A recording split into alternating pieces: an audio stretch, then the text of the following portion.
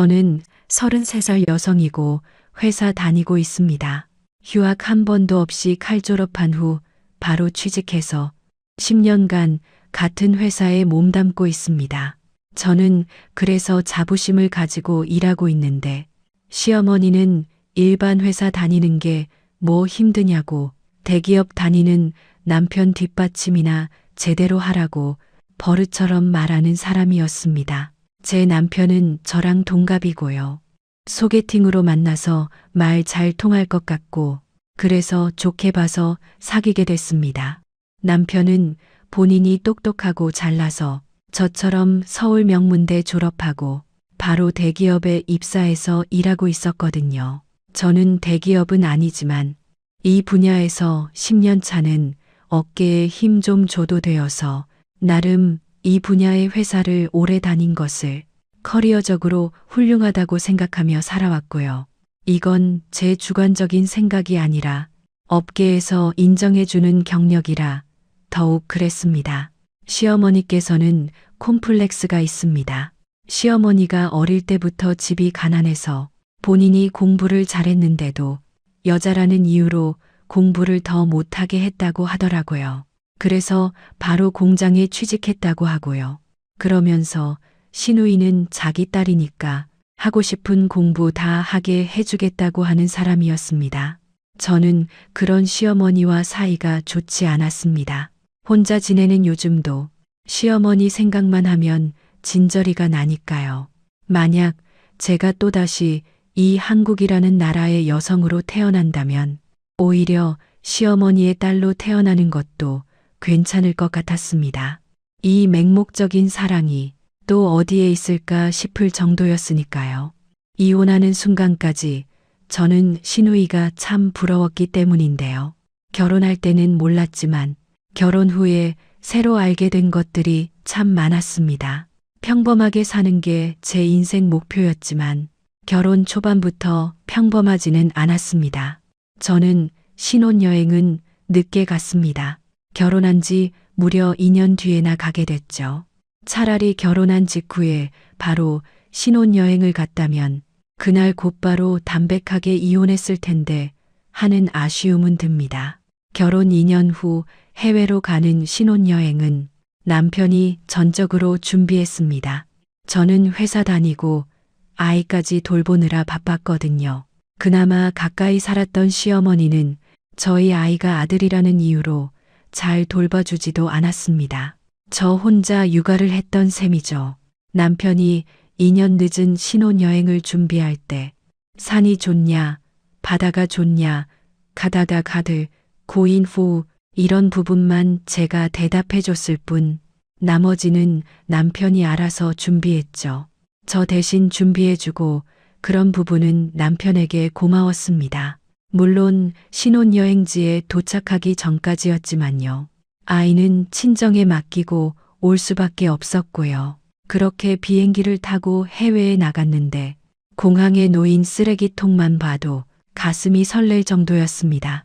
그만큼 결혼 후 바쁘게 달려온 2년간 해외는커녕 공항 근처에도 못 갔기 때문이었죠. 자동차를 빌려서 해변가를 쭉 돌아보고 우리가 묵을 숙소라며 어디론가 저를 데려가는데 아무래도 숙소라고 하기엔 뭔가 너무 외곽으로 가는 기분이었습니다.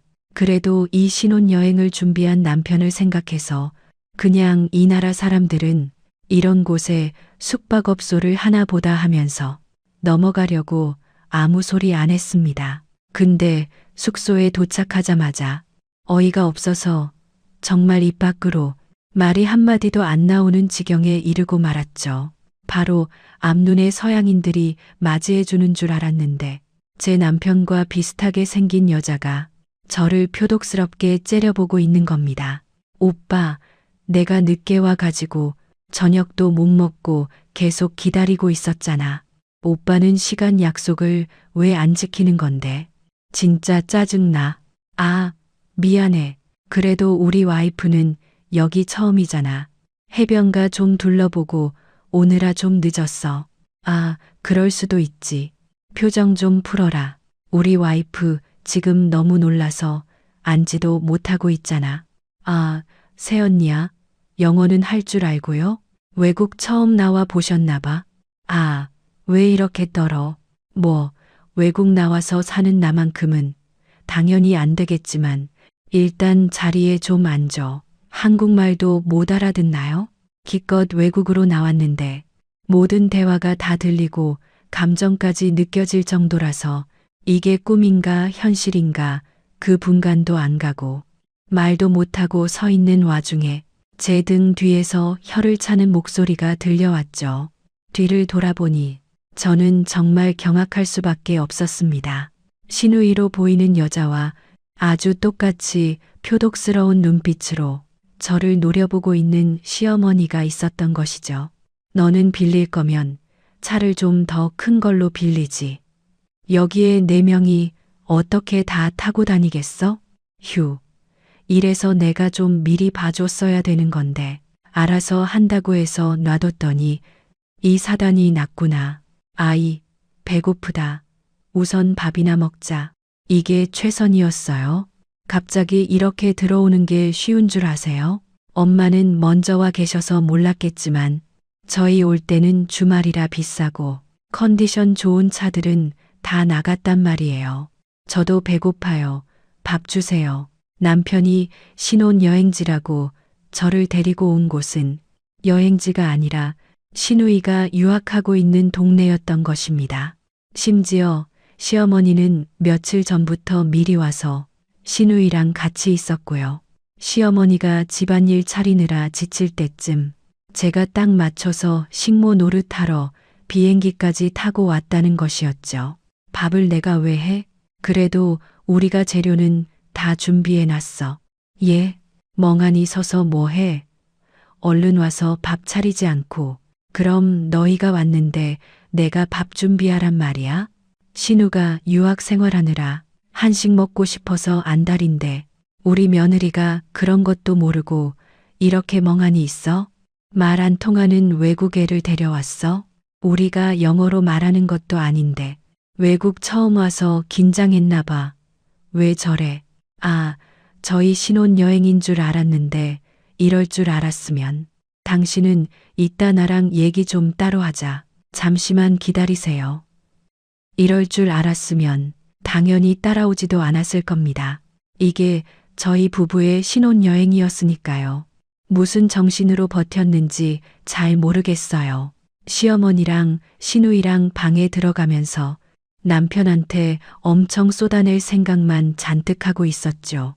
근데 시어머니는 역시나 그 와중에도 공부가 어쩌니, 교육이 어쩌니, 바다 건너 다른 나라에 와서도 한국 교육에 대해 일장연설을 늘어놨습니다. 그러면서 중간에 저보고 너도 대학은 나왔으니 알 거 아니냐 하시는데 저는 그 모습을 멍하니 쳐다보고 있어야만 했어요.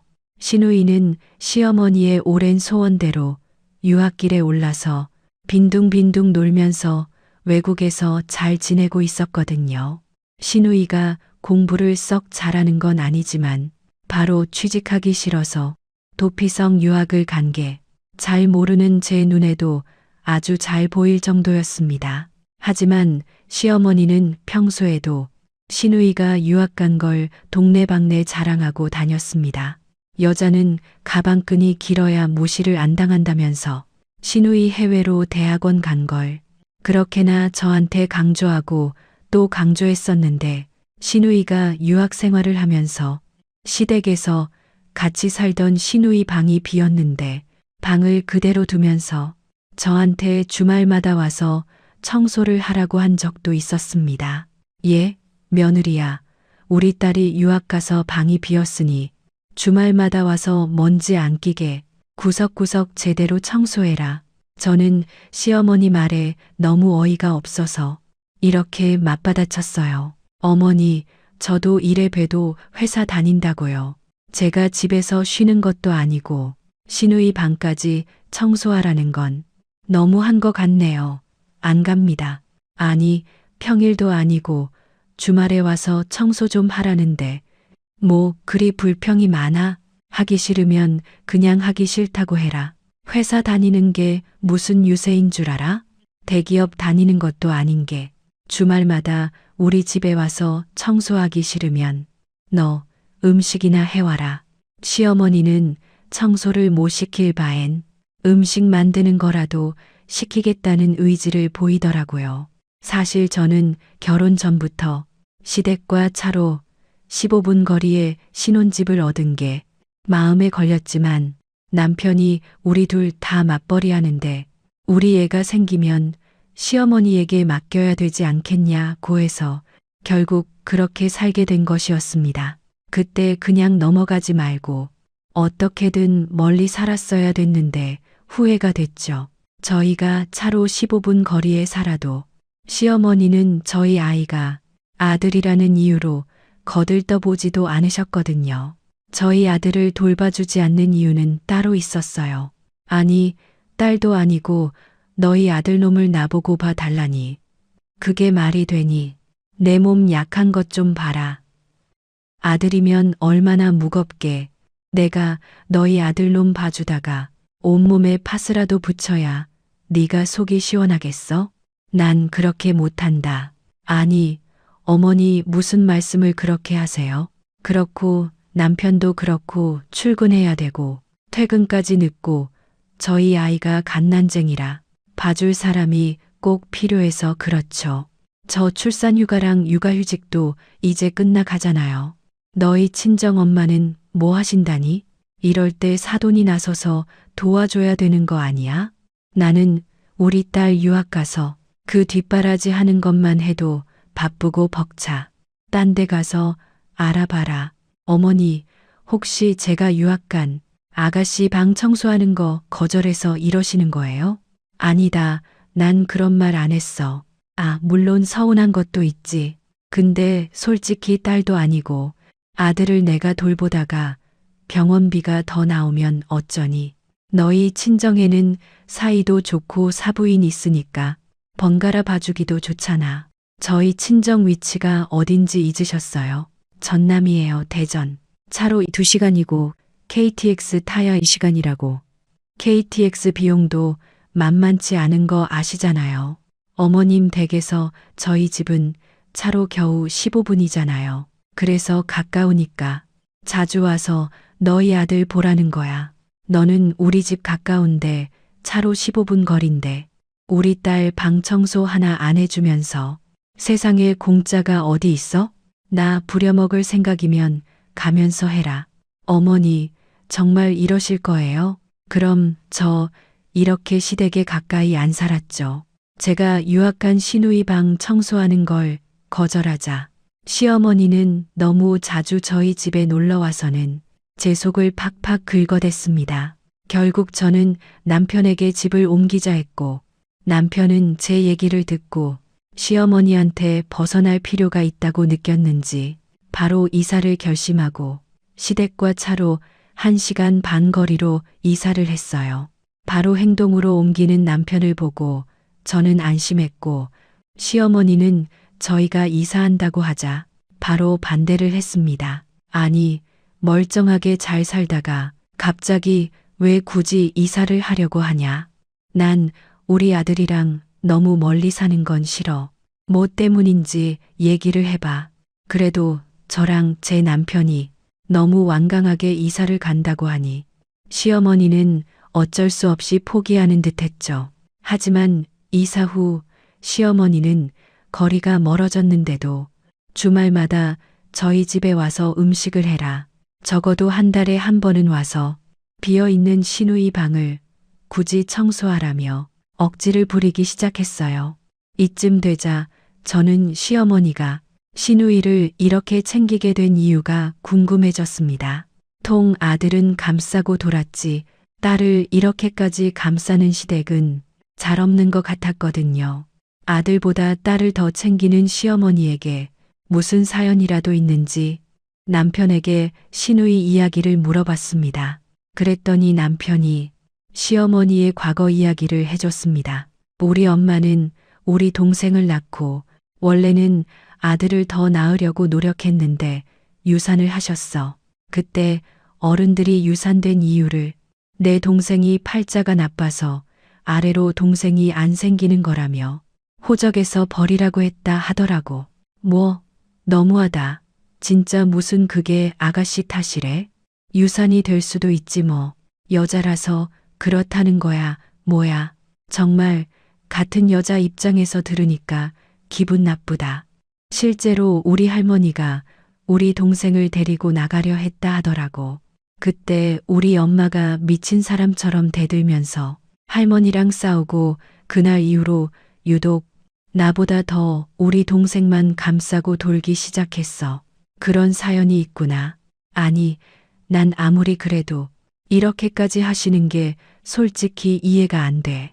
이제 세상이 변했고 더 이상 다른 어르신들도 아가씨한테 뭐라고 안 하잖아. 너무 어머니만 아가씨를 싸고 도니까 아가씨도 노력은 안 하고 그냥 발전하기도 힘든 거고. 솔직히 보기 안 좋아. 우리 집 일반적이지 않지. 나도 알아. 그렇지만 우리 집안 사정은 다 이래. 당신이 조금만 더 이해해 주었으면 좋겠어. 그래, 이해해 줄 수 있지. 나도 최대한 이해는 해보겠는데, 솔직히 어머님 피해 이사까지 왔는데, 자꾸 주말마다 오시니까 나 너무 스트레스 받아. 당신이 원해서 이사까지 했는데, 나도 이젠 더 이상 어떻게 해야 될지 모르겠다. 당신이 부당하다고 생각하면 우리 엄마한테 잘 말씀드리고 자리를 피하는 것도 방법이 될 것 같아. 미안해. 계속 이렇게 스트레스만 주고. 아니야. 당신도 중간에서 피곤하겠다. 당신 마음 알았으니까 내가 최대한 피해볼게. 고마워. 그렇게 말해줘서.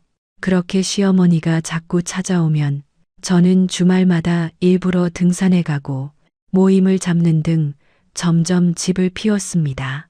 시어머니가 와도 집에 없도록 해서 피하기였죠. 저의 나름 현명한 방법을 찾았다고 생각했어요. 그땐 그게 최선이라고 생각했으니까요. 한 달에 한 번 시누이 방을 치우라는 것도 시어머니 잔소리로만 들었지 저는 해주지 않았습니다. 제 남동생도 유학 갔는데 그렇게 청소 안 해줬거든요. 오히려 저희 친정에서는 제 남동생 방을 창고처럼 쓰고 있었으니까요.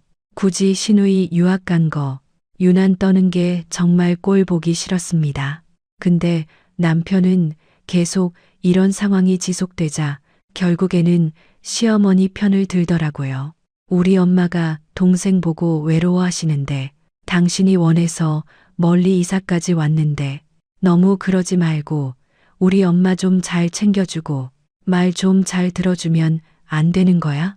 이제 어머니 편 드는 거야? 이사는 원래부터 왔어야 되는 거였어. 결혼 전에 당신이 우리 애 낳으면 우리가 맞벌이니까 어머니한테 애 맡겨야 된다 설득해서 그랬던 거고.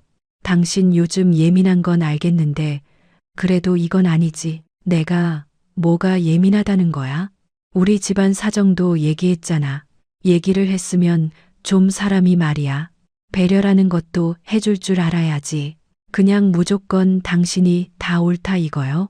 당신이 뭐가 그렇게 잘났는데. 할 말 못할 말 구분 좀 해라. 진짜 나 정말 화날 것 같아서 오늘은 여기까지만 얘기할게. 잘 생각해봐. 당신이 지금 나한테 이래도 되는 건지. 그때 남편이 다니는 대기업에서 승진이 누락되어 예민한 상태였지만 그게 제 잘못도 아니고 시어머니가 자꾸 와서 속을 긁으면 제 편을 들어주지는 못할 망정. 오히려 저한테 화풀이하는 남편이 미웠습니다. 시어머니뿐만 아니라 남편도 시누이를 감싸고 도는 거에 너무 익숙해 보였어요. 그래서 더 화가 났던 것 같아요. 아닌 건 아니라고 말하고 저를 챙겼어야 하는 거 아닌가? 이런 생각이 계속 들었으니까요. 그러다 드디어 유학을 마친 시누이가 돌아올 기간이 됐고요. 근데 하필 시누이 생일까지 겹친다고 굳이 저한테 시어머니가 불러서 얘기를 하더라고요. 저랑은 당연히 상관없는 일이라고 생각하고 있는데 시어머니가 저한테 신우이 졸업 기념 생일상을 차리라고 하더라고요. 세상에 지금이 어떤 시대인데 신우이 생일이라고 며느리인 제가 생일상을 차리겠어요? 말도 안 되는 일이죠. 근데 그 말도 안 되는 일을 시어머니는 당연하다는 듯 이야기했습니다. 우리 딸이 그동안 외국에서 한국 음식도 못 먹고 엄청 그리웠을 텐데 이번에 우리 딸이 좋아하는 걸로 제대로 생일상 차려라. 한 달에 한 번 우리 딸내미 방 청소하는 것도 이번엔 제대로 해. 똑똑하고 잘난 우리 딸한테 밉보이기 싫으면. 그래서 저는 신우이에게 밉보이든 말든 상관없다고 바빠서 못 간다고 즉시 거절했어요. 그랬더니 노발대발 난리치며 시어머니가 이렇게 말하더라고요. 내 주제에 꼴에 자존심 부려? 우리 딸은 무려 외국에서 석사를 한 학생이야. 너랑은 다른 급이지. 그러는 넌 무슨 일 하는데 꼴값 떠는 거야? 유학 가서 석사 졸업 겨우겨우 하는 신우이랑 사회에서 10년 차 직장인으로 일한 저를 비교하면서 무시하는 시어머니를 보자 이제는 도저히 못 참겠더라고요. 그래서 시어머니한테 제 직장에 대해 제대로 알려줘야겠다고 결심했습니다. 무시를 할 거면 제대로 알고 하게 도와줘야 되니까요. 무시할 깜냥도 안 되는 시어머니의 코를 아주 제대로 납작하게 해줄 생각이었죠. 저는 누누이 말씀드렸는데 다 흘려 들으셨나 봐요. 하긴 어머님은 오로지 아가씨밖에 없으시죠. 이번 기회에 제가 뭐 하면서 먹고 사는지 제대로 보여드려요. 기꺼이 해드리죠. 그러면서 저는 시어머니에게 제가 일하는 세무서 사무실을 폰으로 보여줬습니다. 사실 저는 세무서 직원이고 10년 차라서 인맥도 어마어마한데 시어머니는 그걸 전혀 몰랐습니다. 제가 그냥 평범한 회사를 다니는 줄 알고 있었으니까요. 저는 여러 번 말했는데 시어머니가 귀담아 듣지 않아서 모른 거긴 하지만요. 알려주면 뭐합니까? 결국 이런 건 다 돌아오는 것 같아요. 자기 몫으로요. 저를 그냥 무시하고 싶었던 거죠. 자기 딸은 잘나게 만들고 싶어서 억지로 유학을 보내놓은 상태니까요. 근데 시어머니는 제가 보여준 세무서를 보고도 이렇게 말하더라고요. 세무서 직원이 뭐 변호사라도 되냐? 네, 까짓게 뭘 어쩔 수 있다고 유세를 떨어? 뭘 제대로 알거나 해라. 그렇게 저를 끝까지 무시하는 시어머니에게 저는 앞으로의 계획을 얘기해 줬습니다. 가만두지 않는 건 바로 저죠. 어머님이 아니라요. 제 인맥 중에 이혼 전문 변호사도 있는데 승진 못한 남편이 시어머니랑 짜고 저 괴롭힌 것까지 나오면 저는 꽤나 짭짤하게 챙길 수 있겠네요. 정말 감사드려요. 제가 저의 10년 동안 쌓은 인맥들을 얘기하며 받아치자 시어머니는 바로 발악을 하려고 하시더라고요. 아, 너는 증거도 없으면서 뭐 어쩌겠다고? 그리고 가족끼리 이러는 거 아니다. 증거가 왜 없어요, 어머님? 제가 세무서에서 10년 동안 듣고 배운 게 있는데 저 변호사들이랑 친해요. 아가씨가 가고 싶어 하는 회사는 다 서류 탈락할 거예요. 제가 아가씨 유학 가서 어떻게 놀다 왔는지 다 까발릴 거거든요. 시어머니는 제 얘기를 듣고 몸을 부들부들 떨면서 그러기만 해보라고 협박을 하지만 하나도 무섭지 않았습니다. 이게 다 자업자득이고 신우이가 공부 안 하고 놀았던 건 사실이니까요. 남편에게도 곧바로 전화해서 이혼하자고 얘기했습니다. 남편은 오히려 덤덤하더라고요. 우리 이혼해. 자세한 건 어머니한테 들어. 나 긴 말 안 할게. 신우이 얘기만 나오면 지긋지긋해.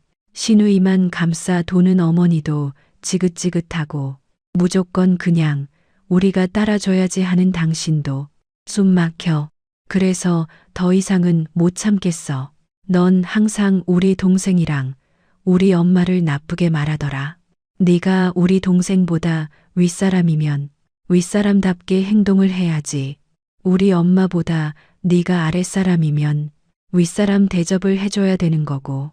솔직히 나도 중간에서 계속 힘들고 지쳤어. 하고 싶으면 해. 이혼. 뭐라고? 내가 이혼하자고 하니까 이제 막말하네. 당신한테 내가 말했지. 승진 누락돼서 예민했어도 나한테 이러면 안 되는 거라고. 난 이미 기회를 줬고 당신은 끝까지 어머님이랑 아가씨 편을 들어서 나한테 버림받는 거야. 알아들어? 그래, 당신 마음대로 생각해. 솔직히 할 만큼 했다 싶거든. 우리 엄마한테 또 뭔 소리를 했길래 엄마한테 자세한 걸 들으라는 거야? 그냥 나한테 지금 말해. 내가 이런 놈이랑 살았다니 지금까지 내 세월이 아깝다.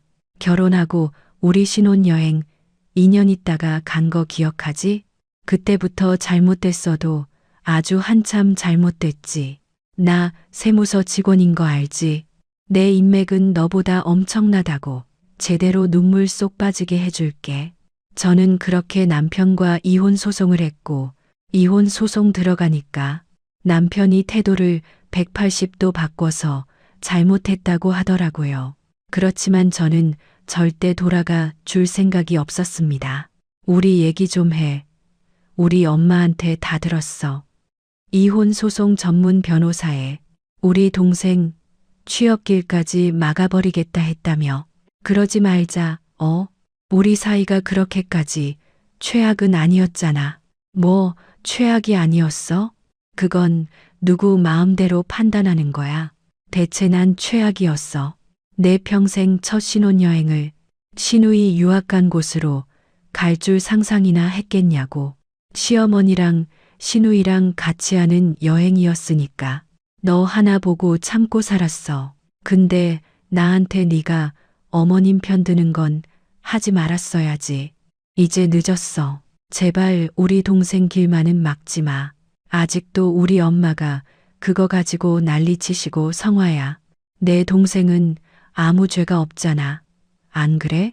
나랑 해결 잘하자. 아가씨가 왜 아무 잘못이 없어? 신혼여행이랍시고 갔던 아가씨가 유학하는 동네에서 아가씨가 나 처음 보고 한 말이 뭔지 기억나? 난 아가씨가 자기 유학생이라고 깔보고 무시하는 거. 어머님이 나랑 아가씨 비교하면서 한 말도 난 다 기억해. 그건 지나간 과거잖아. 그땐 잘 넘어가 놓고 이제 와서 그런 얘기까지 꼭 들먹여야겠어? 변호사 써서 이렇게까지 다 뜯어가는 건 상식적으로 너무하다 싶네. 넌 양심도 없냐? 양심이 없는 건 너지. 나 아니야. 나 세무서에서 일한 지 10년이야. 그 정도 인맥은 당연한 거지. 나 도와주겠다는 사람이 널리고 널렸어. 양심이 없는 건 너야. 지금까지 내가 너랑 결혼해서 허비한 세월 생각하면 이 정도는 약과야고. 그리고 넌 끝까지 우리 이연이 얘기는 없네. 네가 그러고도 아빠니? 너야말로 우리 이연이 엄마 자격 없어. 우리 이연이 생각했으면 애초에 이혼 얘긴 꺼내지도 않았겠지. 자격 없는 사람한테 우리 아들 얘기 입에 올리기 싫어서 그랬다. 왜? 그건 법원에서 알아서 판단하겠지. 누가 우리 이연이랑 같이 살 자격이 있는지 말이야. 넌 내가 이연이 이렇게 아둥바둥 키웠는지 알면서 그런 소리를 해. 어머님은 우리 이연이 한 번도 봐주신 적 없어. 결국 내가 급할 때마다 엄마한테 죄송하다고 하면서 올라오시게 했고, 넌 꼭 궁지에 몰리면 이연이 얘기 꺼내더라. 그래, 어디 법정에서 보자. 법정에서 누구 손을 들어주는지 어디 한번 지켜보자고. 남편은 이를 아득아득 갈며 이혼 소송에 맞섰고 저는 승소에 원하는 만큼 뜯어낼 수 있었습니다. 양육권도 당연히 제가 가져왔고요. 저한테 다시 합치자고 하던 남편은 결국 저한테 할 소리 못할 소리 구분 못하고 나대다가 된통 당했죠.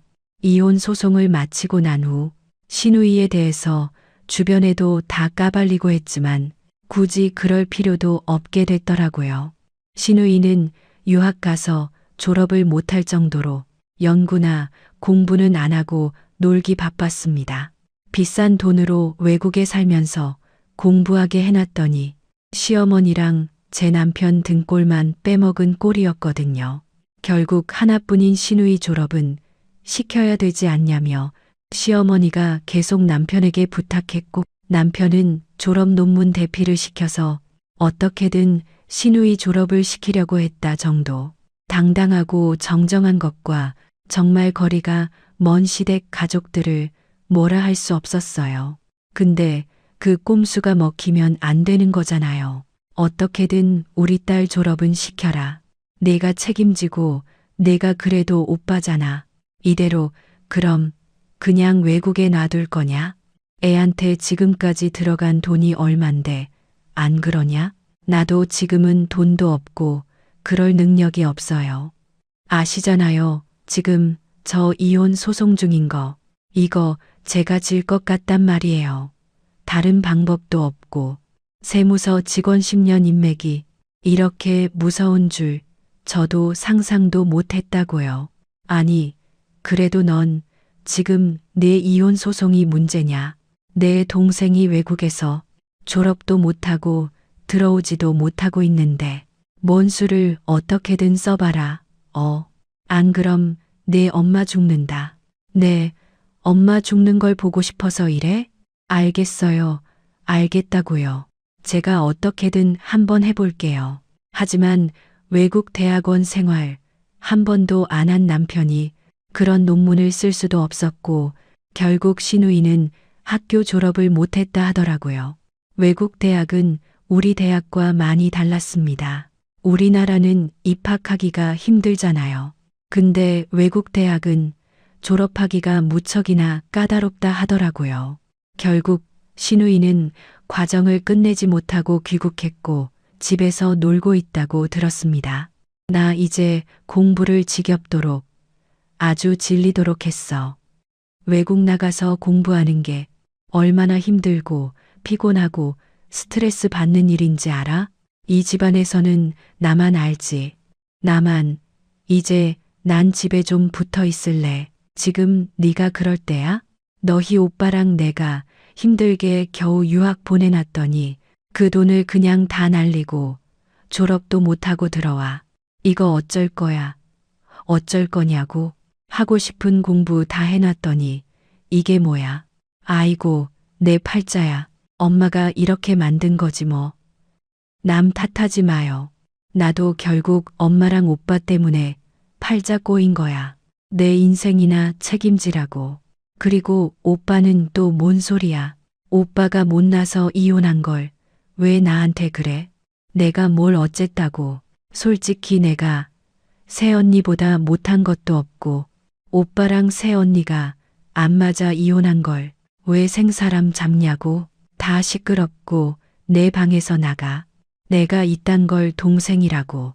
엄마한테 가스라이팅 당해서 그동안 열심히 갖다 바치기만 했다. 아, 진짜 넌 어디 가서 내 동생이라고 하지 마. 용돈도 없고 너한테 이제 들어가는 돈은 한 푼도 없을 줄 알아. 내 인생 내가 개척하라고. 난 너 때문에 이혼당한 거니까. 아, 아니 너는 또 왜 내 동생 탓하고 그래? 오빠가 되어가지고는 내가 너 그렇게 가르쳤어? 그래도 동생 뒷바라지는 해야지. 얘 시집 구실은 하게 해야 결혼이라도 할 거 아니야? 역시 우리 엄마밖에 없다니까. 나 이제 공부 그만하고 결혼해서 편하게 살고 싶은데 엄마가 신랑감 좀 알아봐줘. 있나 너랑 결혼하겠다는 호구가 나타나겠다. 그런 호구가 이 세상에 존재하긴 할까? 난 이제 모르겠으니까 엄마가 얘 끝까지 책임지든 이제 알아서 하세요. 저한테 돈 달라고 하지 마시고요. 남편과 시어머니, 신우이 바람 잘 날 없이 계속 싸우고 있다고 동네에서 친하게 지내던 이웃한테 들었습니다. 정말 웃기지 않나요? 아주 그냥 콩가루 집안이 따로 없잖아요. 들으니까 정말 끼리끼리의 콩가루 집안이라고. 진작 이혼해서 털고 나왔어야 됐는데 그동안의 세월이 조금 허망하게 느껴졌지만 괜찮습니다. 이제 저는 제 인생 새로 시작하는 거니까요. 저희 아들이랑 같이요. 남편에게는 위자료로 양육비까지 제대로 뜯어내서 이제 미련도 하나 없습니다. 사람은 쉽게 안 바뀐다니까요. 저는 이번 이혼을 계기로 확실하게 그게 진리라는 것을 깨달았습니다. 될 사람을 키워야지 안 될 사람 붙잡고 있는 미련한 짓은 안 하길 정말 잘했다고 생각하거든요. 저처럼 이혼을 결심한 상황에서 혹시나 저와 같은 이유나 다른 이유로든 이혼을 선택하셨으면 도움이 될 만한 얘기들로 끝으로 몇 가지 남겨드리려고 합니다. 이혼은 인생에서 가장 어렵고도 큰 결정 중 하나잖아요. 저도 이혼을 결심하기까지 많은 감정들이 들었고 제가 겪었던 어려움들이 주마등처럼 스쳐 지나갔거든요. 일단 이혼이란 건 확 김해하는 선택이 아닌 만큼 신중하게 결정해야 되는 건 맞다고 생각합니다. 하지만 저처럼 적절하고 충분한 지원을 받을 수 있도록 해놓고 이혼을 결정하는 게 맞다고 생각해요. 저는 세무서에서 10년간 직원으로 일하면서 수많은 전문직 사업가분들을 알게 됐잖아요. 그들이 저한테 늘 말만 하라고 도와준다고 했고 저도 그분들 10년 넘게 봐오면서 쌓인 신뢰가 있어서 믿고 맡길 수 있었어요. 이렇게 도와줄 사람들이 충분한 상태거나 아니면 마련을 해서라도 준비하고 이혼 선언을 하는 게 좋을 것 같습니다. 저는 이혼 결심할 때 제 자신의 감정을 인정하고 받아들이는 걸 최우선으로 생각했어요. 이혼을 결심하는 건 정말 많은 감정을 불러일으킬 수 있더라고요. 분노, 슬픔, 실망, 혼란 등 다양한 감정들이 복잡하게 얽혀 있을 것이니까요. 이러한 제 감정들을 인정하고 받아들이는 것이 중요했습니다. 그러니까 답이 나오더라고요. 이런 노답인 시댁은 얼른 연을 끊어야겠다고. 제 자신의 감정들에 솔직하게 대면하고 그것들을 표현해 보는 것이 중요한 것 같아요. 남편에게 나중에라도 속 시원하게 제 감정들 다 토해내고 끝낼 수 있어서 저는 좋더라고요. 그리고 지금 상황을 심사숙고하면서 한번 장기적인 관점에서 바라보는 게 필요합니다. 이혼은 단순히 현재의 갈등을 해결하기 위한 결정이 아니잖아요. 인생은 정말 길다니까 장기적으로 생각하고 현재의 문제와 갈등의 근본적인 원인을 파악하는 것이 중요합니다. 저 같은 경우는 시누이 때문이었죠. 놀고 먹고 유학 가서 안 좋은 버릇까지 들어서 더 노답이 된 시누이를 아무렇지 않게 뒷바라지하는 시어머니와 그걸 넘어가려는 남편까지 정말 끔찍했습니다. 이혼을 고려할 때는 가능한 해결 방안과 장기적인 영향에 대해 심사숙고해 보세요. 생각해 봤을 때 아니면 빠르게 치워버리는 게 효과적입니다. 저처럼요. 저는 그래도 남편이랑 소통을 많이 하려고 하긴 했습니다. 아무래도 저희 사이에 아들이 하나 있으니까요. 소통을 하고 안 하고가 이혼 결정에 있어 가장 중요한 것 같긴 하더라고요. 남편과 아들에 대해 솔직한 대화를 했으면 좀 더 좋았을 것 같은데 정작 시누이와 시어머니 얘기하느라 그것도 못했네요. 지금은 오히려 이런 남편에게 우리 아들의 미래를 논하는 건 안 하느니만 못했다는 생각은 하지만요. 대신 양육권이랑 양육비 관해 확실하게 챙기셔야 됩니다. 못 받는 경우가 생기지 않게 월급 통장에 자동 이체라도 걸어놓고 아예 처음부터 아파트나 빌라, 주택이 있으면 다 받을 돈 있다고 소유권 주장을 해놔야 됩니다. 안 그러면 못 받는 경우도 많다고 이혼 전문 변호사들이 얘기해 주시더라고요. 우리 딸 좀 괜찮아? 너무 신경 쓰지 말고 지금은 너만 생각해. 어차피 우리 딸이 낳아준 예쁜 손주는 나랑 뒤에 아빠가 조금씩 더 놀아주면 되니까. 지금은 회사 일에 집중하고 오히려 친구들 많이 만나고 그래.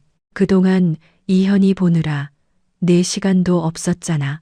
엄마, 너무 고마워. 사실 나 그동안 많이 버겁긴 했나 봐. 시댁 근처로 신혼집 잡았는데 정작 급할 때는 우리 엄마랑 아빠가 이현이 다 봐주고 거리도 먼데 우리 이현이 잘 돌봐주고 해서 너무 고마워. 엄마랑 아빠 딸이라서 난 정말 다행이야. 그래, 아무 걱정 말고. 너도 우리한테 소중한 딸이니까. 너한테 이현이가 소중한 만큼 우리한테는 네가 소중해. 이혼이 뭐 별거야. 요즘엔 다들 한두 번씩 이혼하더라. 알았어, 엄마. 정말 고마워. 나 안 무너질 거야.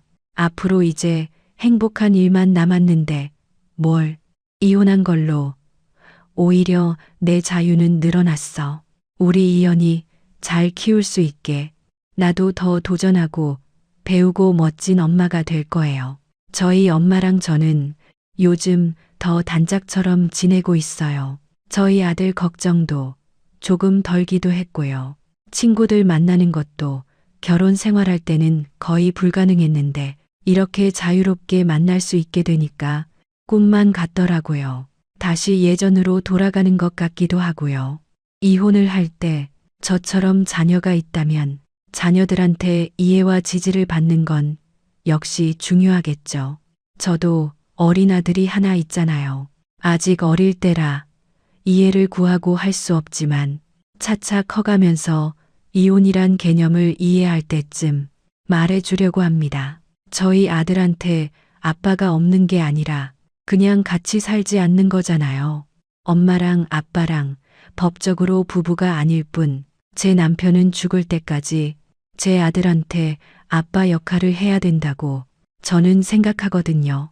그래서 이걸 건강하게 최대한 상처 덜 받게 설명해 주려고 하고 있습니다. 아직 우리 아들은 어려서 그날이 언제 올진 잘 모르겠지만요.